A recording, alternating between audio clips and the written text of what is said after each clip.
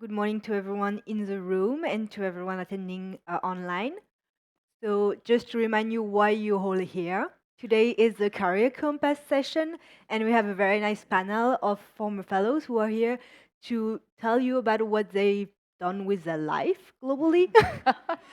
And then they'll be available for any question you might have, and feel free to get inspired by all of this amazing experience. We'll start with a short presentation of all of our speakers, and then we'll take questions both from the audience here and also online. So we can start with Sophie. Yes, thank you. Good afternoon, everyone. I'm really humbled with this invitation. I don't feel I really deserve to be here next to these giants in the panel. Briefly, I really just gonna do it briefly, and if in case I forget something, you can always ask. So I did EUPHEM. I was cohort 2016, so I'm quite fresh, let's say, in this domain. I'm from Hungary originally, and I grew up also there. I did my university there, studied biology, and then I did my PhD with hepatitis C virus in the UK. That was my entry with the virus world, and I'm still in the virus world. And then after lots of hesitation, I stayed to do a postdoc also. So I did good 8-9 years of academia, and I was desperate for a change. And in that year, it was 2015, and Ebola was happening, and I was in the UK, and that time it's called Public Health England was desperate for anyone who could pipette with a virus background, because they were running out of people who could go on deployment, basically, because they set up many treatment centers. And that was my entry into public health, my microbiology. And then that's where somebody told me about, oh, have you heard about this training program? And that's what happened, basically. And so I did the training in the Netherlands. I'm still there, but I'm not working at the REVM. I'm working at the Erasmus Medical Center in a really EUPHEM position, but I can tell more about that later, I guess. You still have time. You can tell a little bit more about that current position. Okay, so the current position, I really describe it usually as a definition EUPHEM job. I'm doing laboratory preparedness, but that's everything what it entails. So I'm 20% of my time in the lab also, because I like to play with things still, because I have all these skills what I learned for 8, 9, whatever years, so I can still pipette. But I make a point that I don't want to pipette all the time. But I'm also doing lots of coordination, because we are also national international reference laboratory for exotic viruses. So there's sitting in lots of working groups. There's lots of guideline editing also happening. Sometimes there's lots of just really emailing, because I'm trying to get in more viruses into our library to set up new assays and all sorts of things. Thank you very much, Sophie. Maybe let's switch to a second speaker. Giri, please feel free to. Yeah, thank you. Again, very honored to have received this invitation, both from EAN and organizers of escaide. Thank you for asking me to join this panel. So my journey is quite interesting. Yeah, well, at least I find it interesting, and quite diverse as well. So currently, I am the Director for Health Protection at the National Public Health Institute for Wales, which is Public Health Wales, one of the countries in the United Kingdom. My job responsibility in this role is to oversee the delivery of health protection services across Wales. We have a really fantastic team. My division has about 215 people in the team, and I've got 7 service areas that I have responsibilities for. And on an annual basis, our operating costs are about 15 million pounds every year, and we form about 10% of the whole organization. And just prior to that, in the most recent couple of years, I served as the incident director for the COVID-19 response for Wales for about 2.5 years. And immediate prior to that, I was in Public Health England, as was it called, in the east of England, as the deputy director for health protection. And even slightly before that, I was a CCDC, a consultant in communicable disease control, again within the East of England region. And the 5 years before that, I was a public health registrar training to become a consultant. And that was between 2006 and 2011. And just in 2006 was when I arrived into the UK from India. So my whole basic medical training was in India. After my medical school, I specialized in a master's in community medicine that had a whole component of field epidemiology inbuilt into this. It was a 3-year structured training program. That's where I gained the foundations for my epidemiology training, including practical work around undertaking clinical trials on vaccines. And of course, on part of the master's program, as part of the training program in the UK, I also did a master's in public health and, of course, the memberships for the faculty's accreditation. My main interests have been around communicable disease control, vaccine preventable diseases, field epidemiology, and in the current role, I do mostly leadership and management with some support to ongoing acute response. But I still keep an hand in the field epidemiology as one of the supervisors for my FETP fellow in our site currently. I'm happy to expand on any more of those as we go along. Thank you very much. Hold on to your question because we have 2 more members to go through. Please, Jane, let us know what you've done. Good afternoon, everybody. My name is Jane Whelan. I'm EPIET cohort 2009, so I guess kind of mid-career. I'm very honoured. This for me is I'm a repeat panellist. So I took part in the Career Compass, I think it was 2017 or 18. So 17. 17 was it? Yeah, so I do feel some pressure to have moved on with my career. But my background is kind of similar. I started out as a medical doctor, specialised in public health medicine in Ireland. After a secondment to WHO during pre-pandemic planning, not this pandemic, the 2009 pandemic. That was really my first exposure to epidemiology and thinking through risks and evaluating evidence. And it was after that that I applied for EPIET. Most of my career has been in the public sector, but I have had a 7-year sojourn to pharma where I worked in vaccines. And that's why today, just to give you a flavour of what it's like to work in a global corporate setting. I've since left pharma, I'm now independent, so maybe what I'll focus on for the next few minutes is just the experience of working in a corporate. Of course, culturally, it's very different from working in a public health setting. You're in a commercial environment that's very overtly commercial. I mean, there's no pretending that this is for the good of public health per se, but it's a thing that I found very interesting. I've worked for 2 different companies, and we were involved in a merger, a sort of takeover. 2 culturally very different companies, despite the fact I was working with exactly the same people. So it's a very interesting thing that if this corporate culture, it is unique to the corporation and not just to the people that you're working with, at least in my experience. Organizationally, working for a global multinational, I think I was very naive after, at least in hindsight, I was looking back on my public health experience.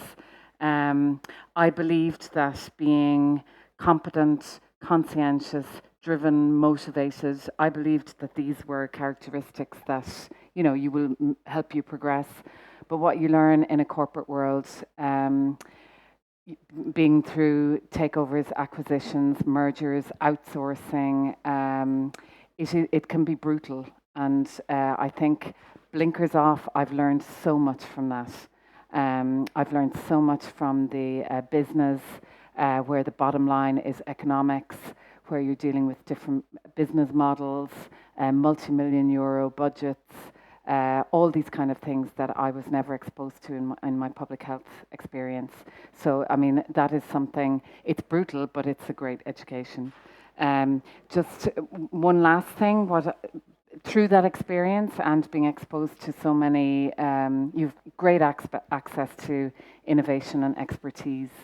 And since I've now left, I'm now working a little bit with the startup world, which is probably something I would never have considered because I didn't have that business sort of sense. So I've gained a huge amount from industry. I'm happy at this point to walk away and manage my own, have the professional autonomy that you lose in a huge organization. So I'm happy to talk on any of those.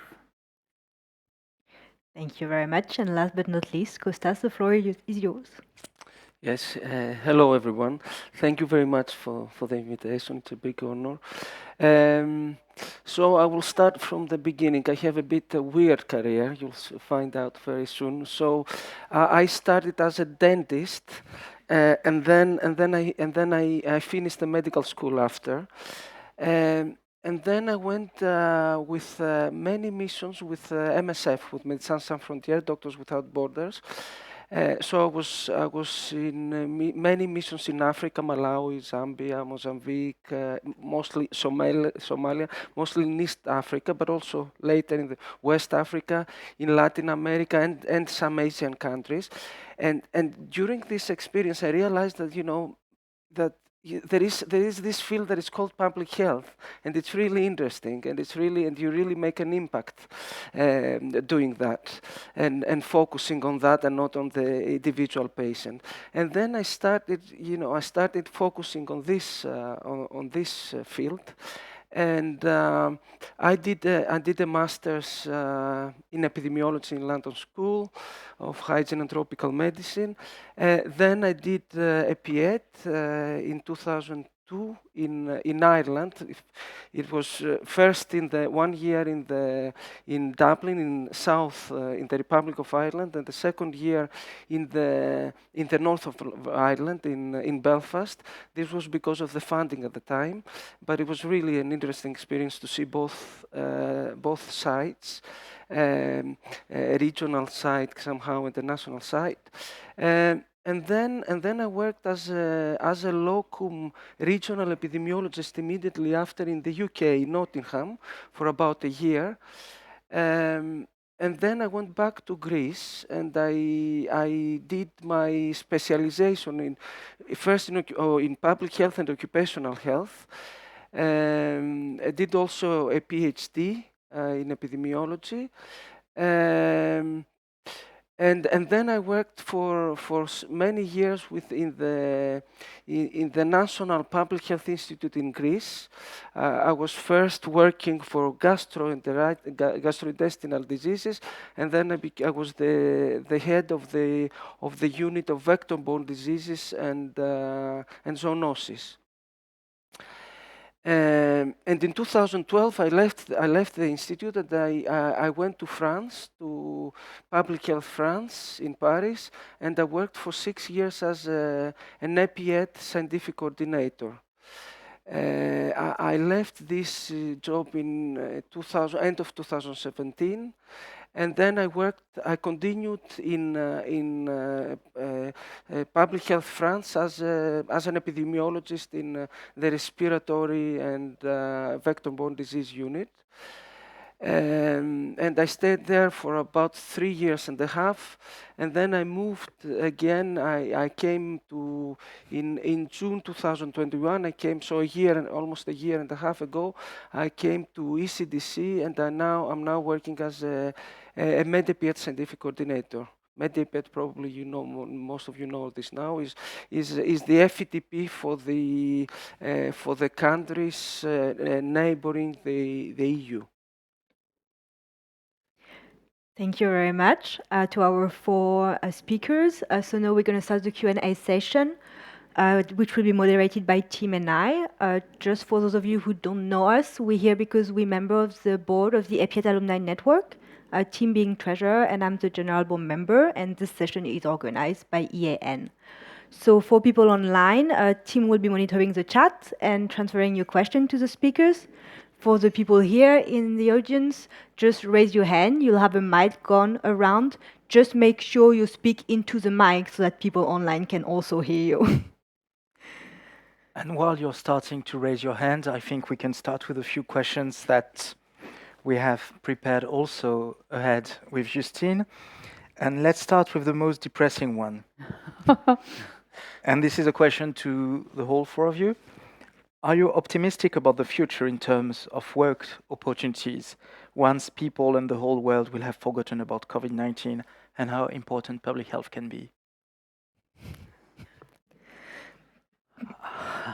I'm happy to take the question. I'm a bit surprised that you framed this question as depressing. I don't know why. It is most optimistic. It is, in fact, and I don't say that just without any consideration. But I think, as the society moves and we move through generations, there's so much that keeps changing around us. And as health professionals, we are witness to those changes, and we gain a lot of experience by either being part of something or by observing something, and then you only have to look at because the world is not going to stop. Communicable disease is not going to stop. Health problems are not going to stop. And then the need for professionals, the need for scientific rigor, the need for expert advice will always remain. And therefore, it is important that as a collective group of professionals need to see how do we reset the bar after the pandemic or in this current phase that we go through. How can we make ourselves relevant to the changing times? What new skills do we require? What did we do well? What we could have done better? And therefore, I see this more as an opportunity rather than as a threat. And I feel extremely optimistic that in the coming few days and in the years ahead, epidemiology, field epidemiology, communicable disease control will still occupy the center stage. Well, that's my view. Yeah, I can I fully agree. I'm very optimistic, and particularly because I've seen so much automated, outsourced. I mean, it's been quite confronting while I was at pharma, but it's really struck me that epidemiology is such multidisciplinary. I mean, we're at the interface of so many other specialties. It's very difficult to automate us. I mean, I've seen it happen with my statistical colleagues. I've seen it happen with clinical trial management, with scientific writing, with you name all the sort of specialties that we engage with directly, but not with epidemiology, and particularly interventional epidemiology and communicable disease control. I think there's a very bright future for us, and it's something I would actively recommend our kids. It's a good space to be, I think. Thank you very much. Any question, any hand? Yes, please. So you can either ask a question to the global panel or target someone. That's whatever you prefer. And please introduce yourself before asking a question so that we know a bit about. Yeah, sure. Everyone, so I'm Rachel Merrick. I'm a Field Epi Training Programme Fellow based in Wales at Giri. Thank you for putting this panel together. It's really helpful as a early careers epidemiologist to hear about your experiences. Jane, I was particularly interested in your career in that you said you previously were in public health, then went into corporate and then went independent. And I'll be grateful to hear about why you made those decisions to move across. Yeah, sure, yeah. Vaccines is my interest in vaccine preventable disease, and after EPIET I stayed in the Netherlands. I was at RIVM in the Netherlands. I started to work for the Municipal Health Service and I loved it. I did my PhD there with the Public Health Service. The aspect of it that I really found challenging was working at a high level or in Dutch. And once I came to the end of my PhD, I still didn't have that comfortable fluency that really I should have had. I had still connections from ex-EPIET colleagues in pharma. I was also really interested in research. I love research. I love epi research, and the chance to focus on that. We spend our professional careers advocating for vaccines. And I remember thinking, yeah, I'll give it a year and see I'll just try it. And that was it. So that's why I moved into pharma. It was much easier for me to work in my own language. And I loved the multinational aspect of it. I loved the multicultural. I mean, there were lots of parts I loved. There were lots of parts I didn't. But then making the move to being independent, I missed my professional autonomy. I saw increasingly over time pharma becoming more siloed, more bureaucratic, more centralized. And I'm kind of a free spirit. I'm not naturally a corporate person, I don't think. It's not something that, I never studied business in college, or it's not something I really ever considered. So it was the right time for me, also personally as well as professionally, to make the move. I'm the Great Resignation. I'm part of the Great Resignation. I just thought, that's it, I'm out. And I have not looked back for 1 second. So it took me a long time to have the courage to give up the security and the tenure, like a permanent job. But yeah, so far it's been great. So I'm pragmatic. If it doesn't work, I have a much better sense of my value now. I can actually, before I couldn't. If you asked me to distill, like, what will people pay me for, I would have found it difficult to see beyond technical skill, whereas that's not actually what people value at all. It's the 20 years of experience that you bring to decision making and strategic planning. And so it's turned out to be, a great move. So there's a question in the back.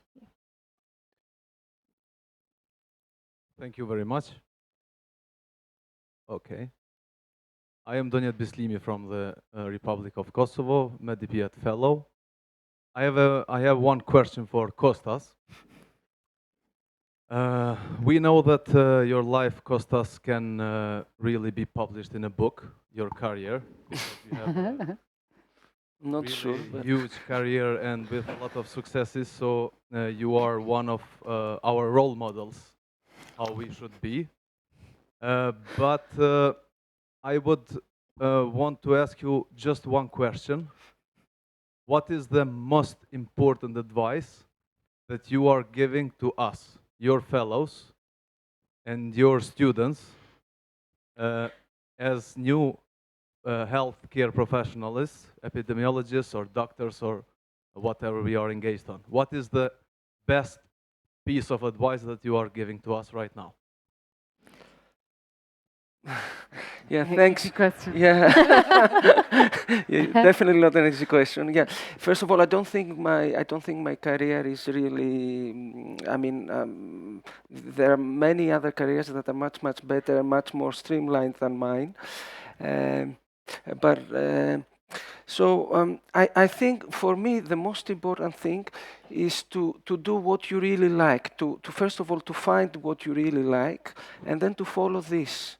And this is really the most important thing. You really have to love you have to love your job, and you have to be passionate about your job, because if you do that, you really feel satisfied, and you really overcome any difficulties that come across. And I think through the fellowship, you will you know already what you like, but also you will be able to identify, areas that you like most, and that you will be able to follow after you finish. But for me, this is the main thing: just follow the thing that you love in your career. And if you want to change career again, you can write a book. Well, I'm not sure. That would be a very good story, but yeah. So I will have a follow-up on the advice from Kostas, which is more for all of you, and then I will have an online question too. But let's start with the follow-up. Is there any skill that you would look for in the next generation of epidemiologists and microbiologists, or any skill that you would have wished you had acquired earlier in your career? Yeah, we're going very philosophical. Is that a question for Kostas? It's for all of everyone. It's a follow-up for everyone. All right. Yeah.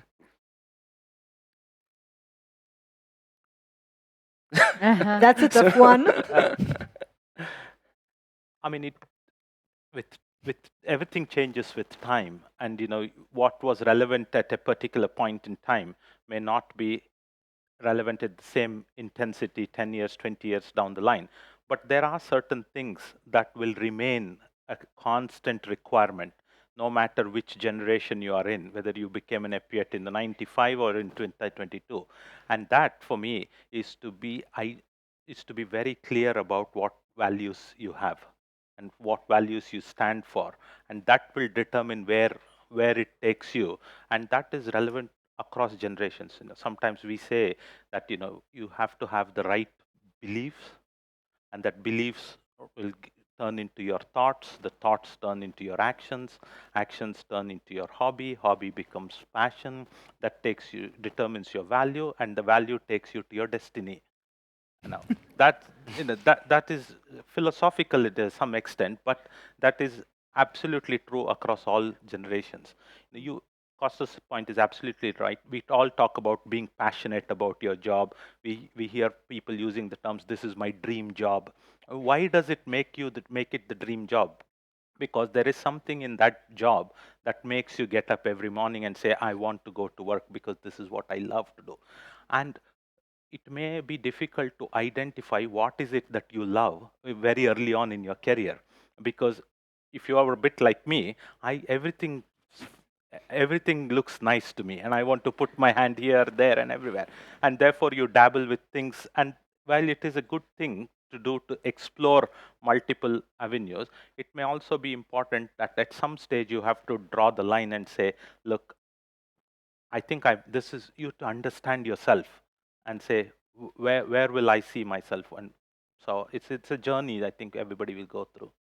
If I may quickly comment, I could think actually 3 exact examples from the last 3 years that I wish I had more experience or training with. One was communicating with different parties, and it's not just political, but also vendors, because we were really bombarded with products throughout the 2 years. And there were many pitfalls, and I heard stories also that you could end up having a legal case if you didn't, set up the interaction with the industry who were providing products properly. So communication, also then communication with political entities, and so communication for sure. How you do it, what are you asking for, and yeah.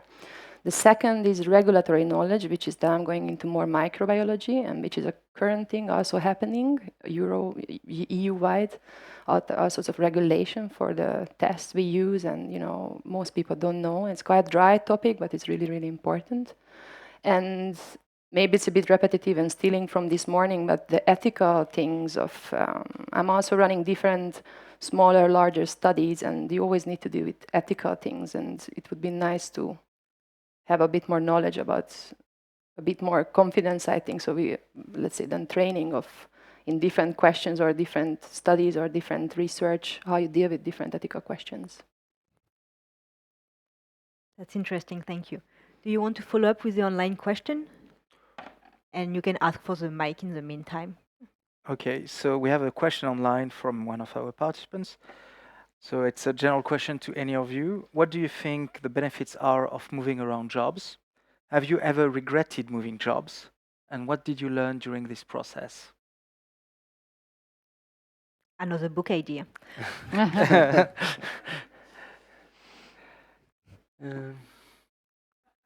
I can start because I have changed a lot of jobs, fortunately or unfortunately.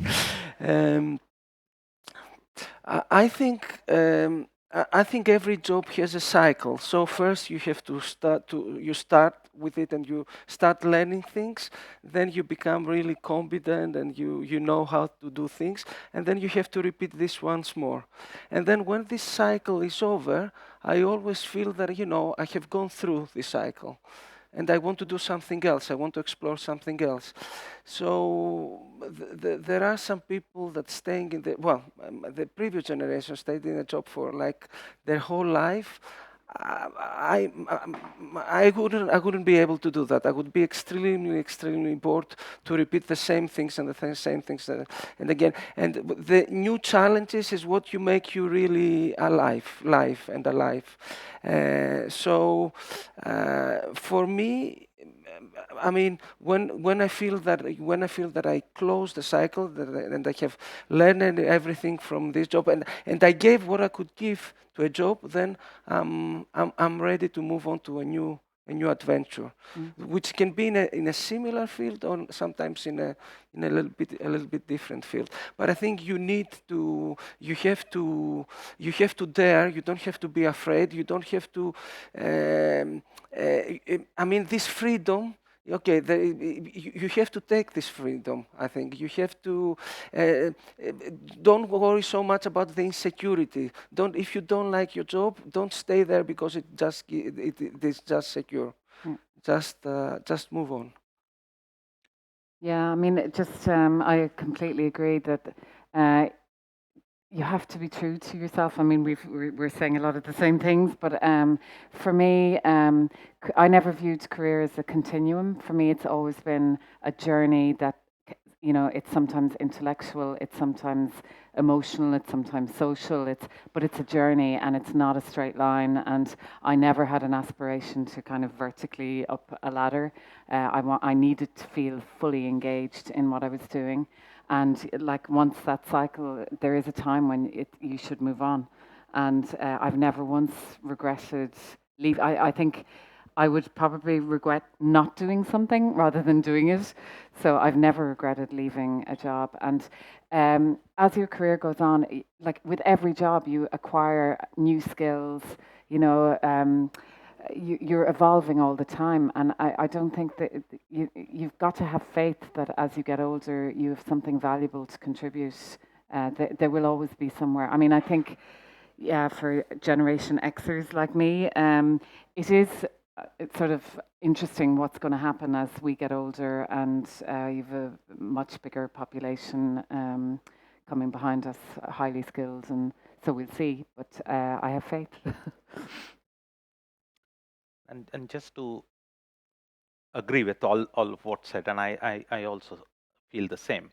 I've always felt, just from my personal experience, I never planned things too far ahead.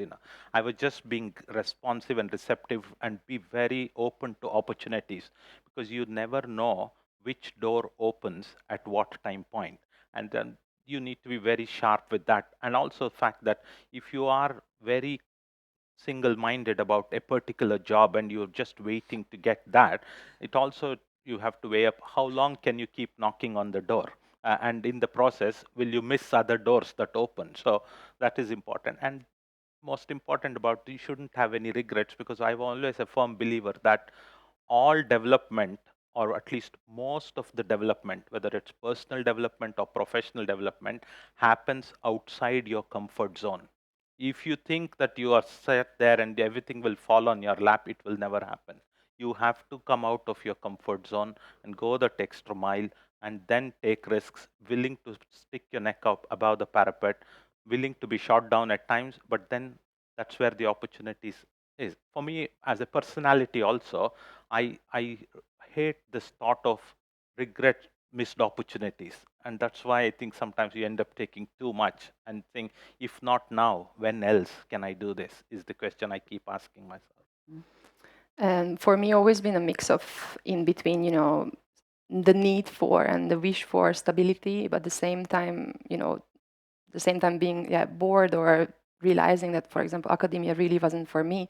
But then also there I made the choice of, like, sometimes you fell into it, like, oh, you do a PhD, then you do a postdoc, and then you realize, okay, then, you know, I still don't like it, and I gave it, you know, this many years, then, you know, there's something to change. But then how do you change that? And, you know, it's always been this cycle of conscious and not conscious decisions. And, you know, and I'm almost 40. I only landed my first permanent position, which is a bit depressing, I find. Yeah, but that's also, and something I don't want to run out of time. I really want to use, I thought of what is one of the key message I want to say today. And this is something actually beyond also this audience, that the EUPHEM type of jobs are still, the positions are, I think the pandemic helped with creating these kind of positions, but this is something I don't think is fully embedded in most structures. And this is, I think, in the power of people who are creating these jobs. And okay, EUPHEM now exists 12 years, right? I'm not, I hope. But this is something, I think it still needs to be kept in mind much more for the decision makers or the people in power who are creating these jobs. Thank you. Yeah, we have a question here. Yeah, hello everyone. Thank you for this. Okay. Yeah. Yes. Now? Stand up. Stand up. Okay. Come on, you tall. Thank you for this Compass session. It's really interesting. I'm Max from Greece, and I'm doing my EPIET in Rome.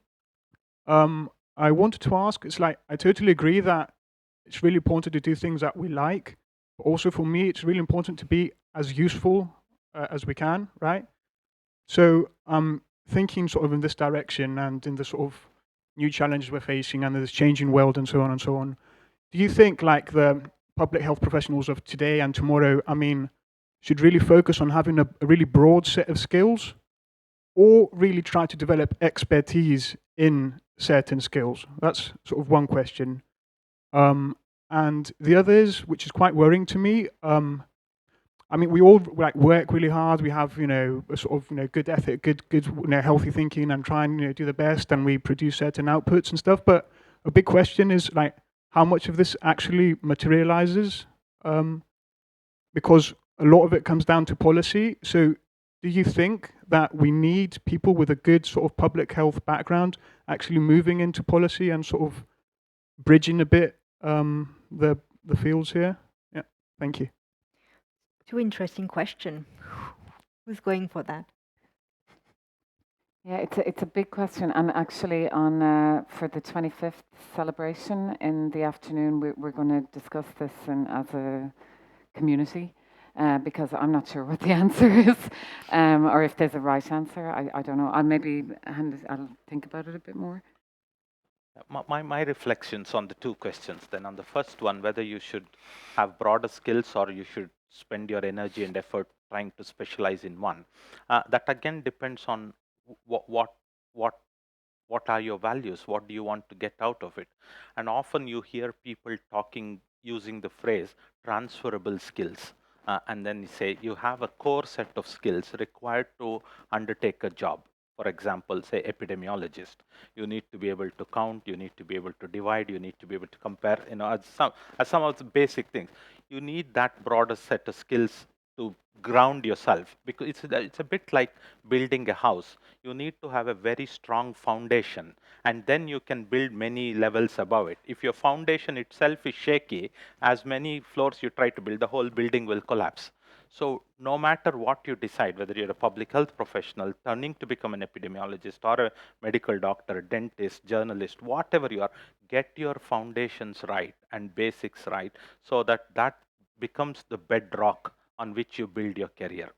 And then as a professional, in the current times that we live and practice, there is no such thing as a once you've acquired a skill, that's it, because we all have to acquire new skills every day. And that depends on what job you're doing on the day or in that time period. Going back to Kostas's job cycle, in that cycle, what is expected, what skills you have, and do you get that? So it's a bit of both. But not having this foundation right is non-negotiable. Your career will not launch if you have a weak foundation. On the second question, I absolutely agree with you. COVID pandemic has shown us that there is a big gap that needs bridging between scientific community and policy makers. And often you stand, it was a big eye opener for me in the last 2 years, having worked very closely with ministers and government in Wales. It is so difficult to make decisions from being a bit in their shoes. It's often very tricky and challenging, and politicians often get bad press for that. But I'm not defending them, but just saying that it is difficult. And therefore, why I was analyzing this a little bit more, seeing that what makes their job more difficult is because they get a variety of opinion, and they get often contradicting opinion, and how they have to make a judgment of it. We talked about that in the session this morning. So if we are able to be better communicators, if we are able to be in the right table to influence those policy decisions, I think it's only good, because the whole purpose of why we are all here in public health or health protection is we have got one common goal, which is we want our communities, our people who we serve, their lives and health to be better. Otherwise, we wouldn't be here in this job, in this field at all. So that is, so you're trying to do that with the ministers or the policy makers. It's only going to be a good thing. Yeah, I think just to say, I think you have to embrace change. Whether your natural bent is to be super specialist in a particular field or remain a generalist, you have to embrace change and be willing to evolve in any of those capacities.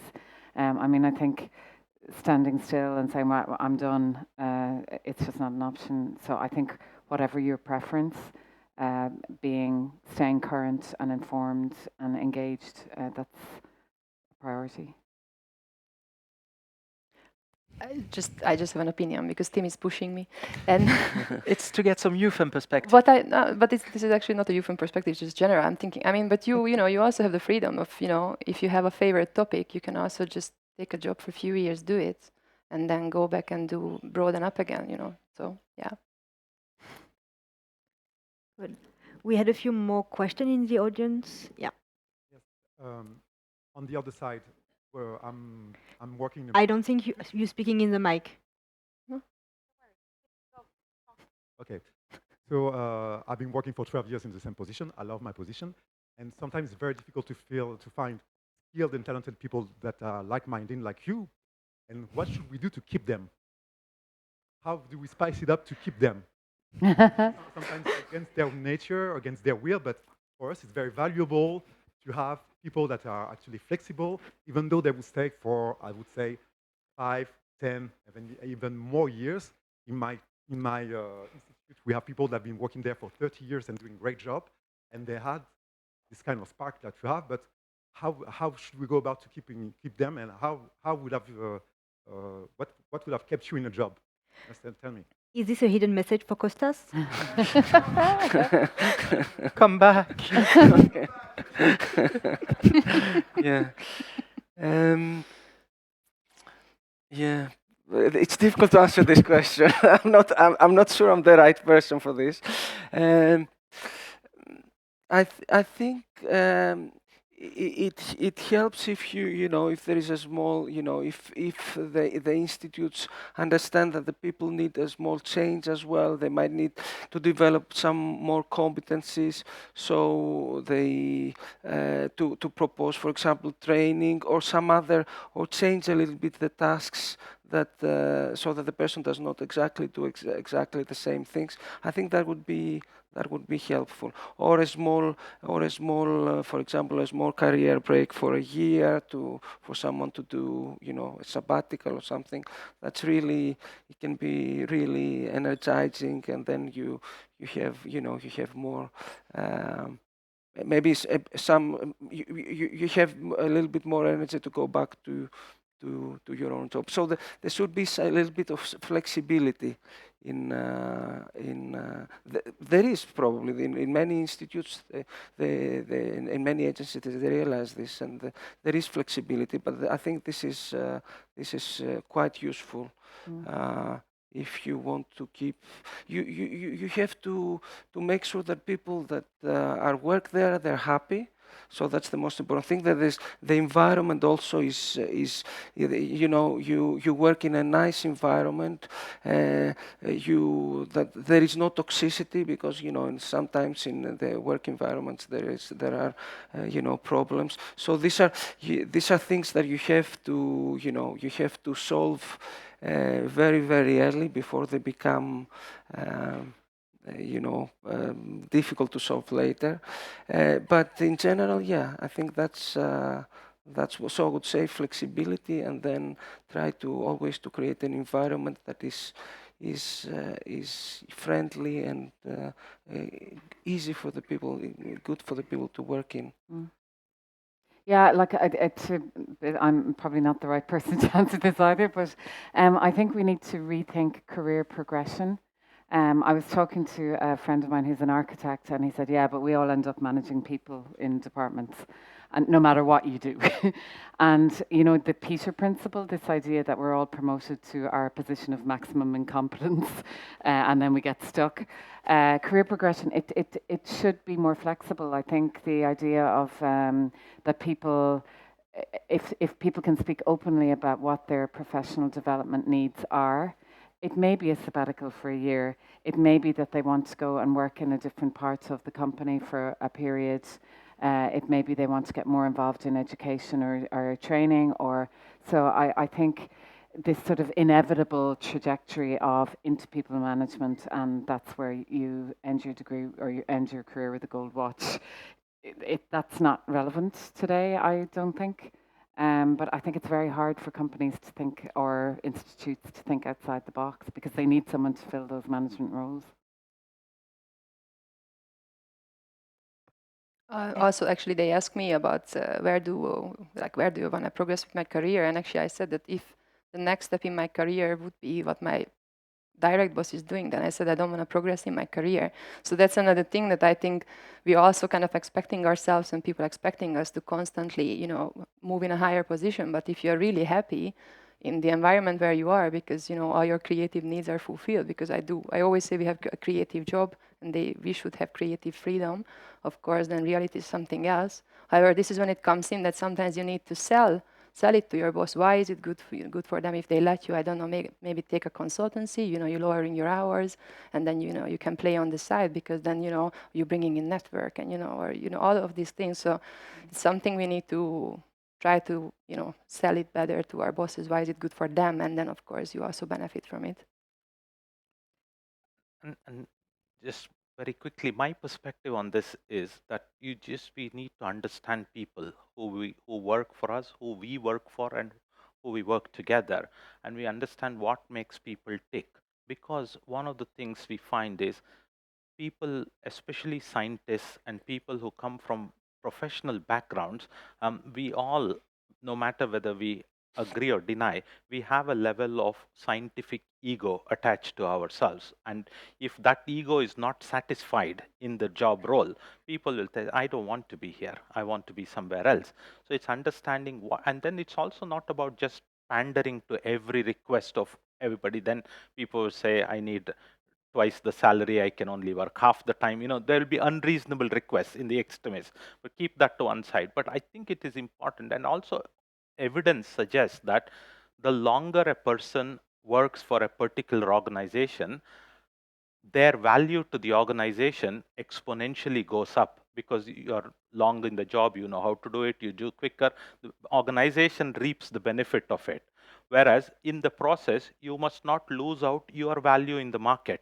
Suppose the organization says tomorrow, I don't need you, where does that leave your employability? Therefore, you have to keep that constant balance, that you have to keep yourself relevant in the market, that if not this job, am I employable again in an equivalent job or a better job tomorrow? And so it is that balance. And I'd be really surprised why you would want to keep somebody in the same job doing the same thing for years and years. That's probably unproductive, both for you as an employer and for them as a professional. And therefore, it's all about opportunities. It's about opportunities, identifying what makes them tick and offering that blend in their work role.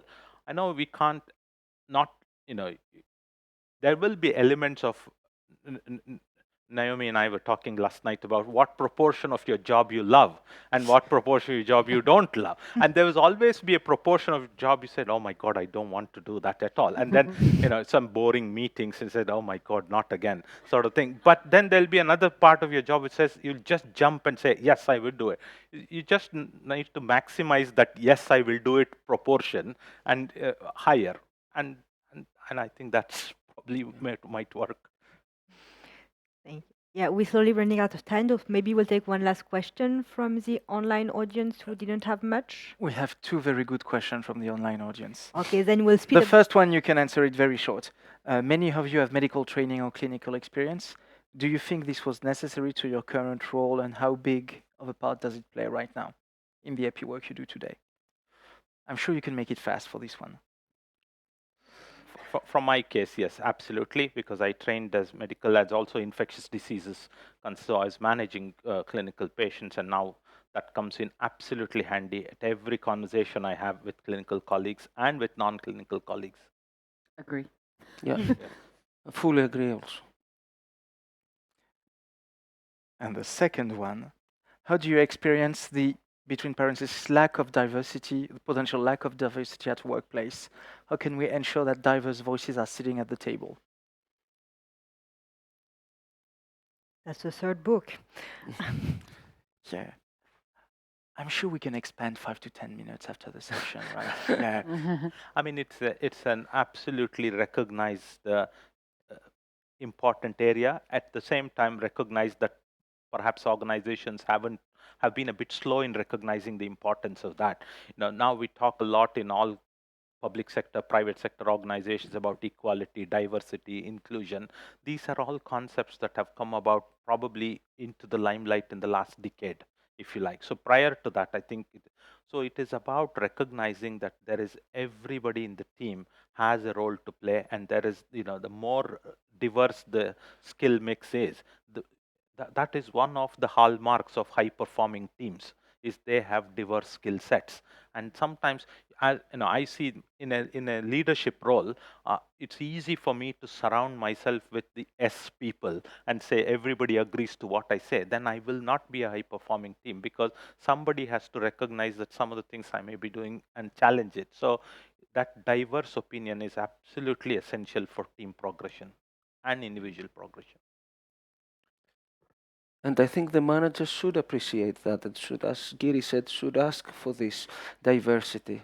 But unfortunately, in real life, sometimes this is not the this is not the case. But definitely, this is, as Giri said, really very important. Yeah, like in Amsterdam, the office I worked in, there were like 65 employees, 38 different nationalities out of that. So in terms objective, and of course a big mix of men, women, all sorts of different cultural backgrounds. But I think that's the objective answer. But if you ask people's experience, like we had a women's leadership initiative group where people openly spoke about the microaggressions they experience at work. Inclusivity. It's a lot more nuanced than just having a diverse, staff. And I think that's only dawning on employers now, that there's actually a lot more to it than just ticking boxes. So I think we've quite a way to go. Sophie, do you want to add something? No? Then we'll maybe take one last question from the audience here, and then we'll keep a few minutes for a wrap-up. Lisa Coyer from the Netherlands, current EPIET fellow in Germany. It really resonates with me about following your heart, taking the opportunities that are presented to you. But I also realize that I'm lucky. I'm from a country with like a pretty good public health budget. But I realize that this is not the same case for everyone. And I do also see there's a lack of permanent contracts. So I was just wondering what your view was on providing financial stability for people with families, but also people who need that, and how we move in our field, we move to more flexible contracts that we have now, and how we still make sure that people have a proper way of living. Mm.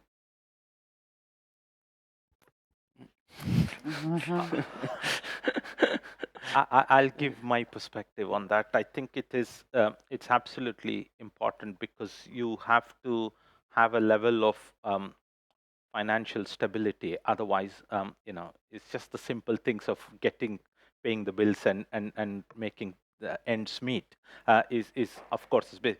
But the most important thing that we should all guard ourselves against is that in trying to promote competition, in trying to encourage the best talent to come out, we should not move towards exploitation of a particular situation. And that goes to the point you're making about the availability of resources between one country and another country. We see that quite in front of us in different European countries, for example, between European countries and other continents of the world, etc. That happens. And to some extent, I think that is absolutely important, because we may argue that everybody needs a decent pay, everybody needs financial security, but the government's argument, or the people who are funding you, I think that there's only a finite pot of money, we can't do that. So my take on that is that yes, there must be competition, there must be opportunities for everybody, and that would allow for that natural selection of the best to come out. But natural selection should not be at the expense of pushing somebody down. So that is the distinction I'd like to make. You progress your career by your own merit and competition, not by pushing somebody else down. Do you have anything to add?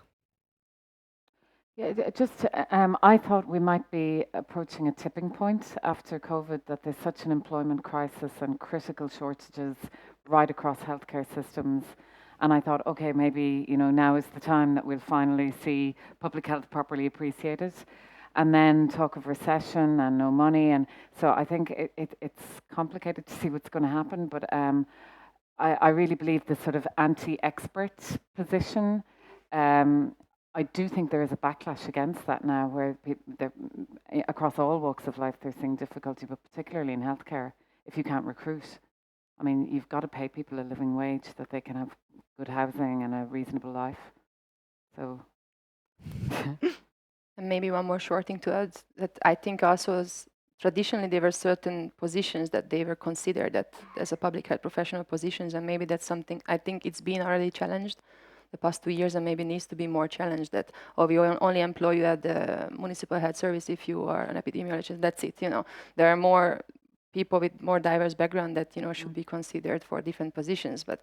And that's kind of looping back what I also said for the EUPHEM type of jobs. That is still difficult. That they look at you, they think that either you're doing research or you're doing diagnostics, but it's so much more to that.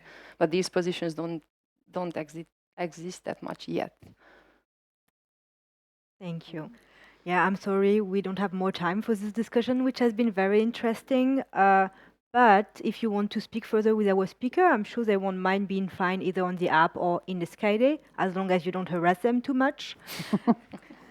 So yeah, thank you really much for joining us today. Maybe you have one last word you want to share with our audience today before we part?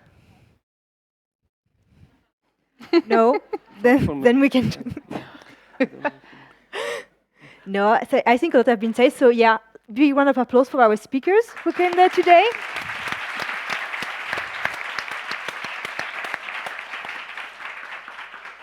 And thanks to all of you for joining, and looking forward to see you. I think Tim has something to add. And a message to fellows, etc. If there are any speakers or any topics you would like to hear about in Career Compass next year, do let us know, and we will do our best. Well, the board next year will do their best to find something to your liking and that will fit your curiosity.